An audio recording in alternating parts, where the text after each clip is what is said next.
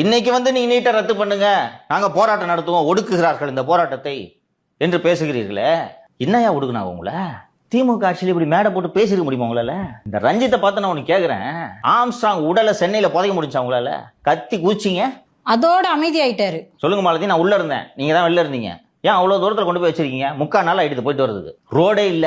அன்னைக்கு அந்த அரசை ஏன் சார் கண்டிக்கல? 2 தடவை சிபிஐக்கு போக கூடாதுன்னு சொல்லிட்டு உச்சநீதிமன்றத்துக்கு போனாங்களே தமிழக அரசு, அன்னைக்கு நீங்க இந்த போராட்டத்தை பண்ணிருக்கணும்ல.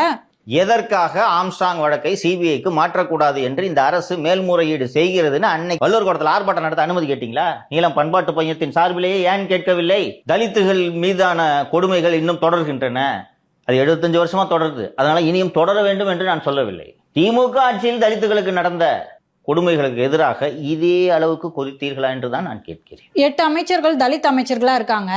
வன்னியரசை விட்டுருங்க, அவர் வந்து சரியா பண்ணிட்டு இருக்காரு. மத்த 7 அமைச்சர்கள், ராஜ்மோகன்லாம் தலித்தானே எங்களுக்கு தெரியாது, எழும்பூர்ல அவர் வந்து இந்த மாதிரி வேட்பாளராக நிறுத்தும் போது தான் தலித்துன்னு தெரியும், வேற என்ன பேசியிருக்காரு?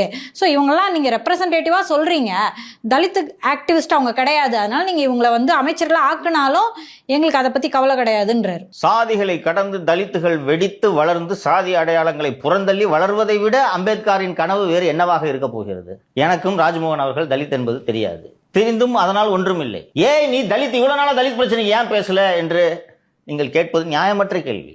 தலித் உரிமைகளுக்காக பேசுவதற்கென்றே நீங்கள் ஒரு இயக்கம் நடத்துகிறீர்கள், நீங்கள் பேசுங்கள். அவன் ஏன் பேசவில்லை, இவன் ஏன் பேசவில்லை, அவன் ஏன் பேசவில்லைன்னா அதுக்கு தான் சமூக நீதித்துறை என்று ஒரு துறையை போட்டு அதற்கென்று ஒரு அமைச்சரை வைத்திருக்கிறார்கள், அவர் பேசட்டுமே. நீங்கள் ஆசான் என்று அழைப்பவர் பேசட்டுமே. அவங்க தலித்துக்காக தானே கட்சியை நடத்துறாங்க.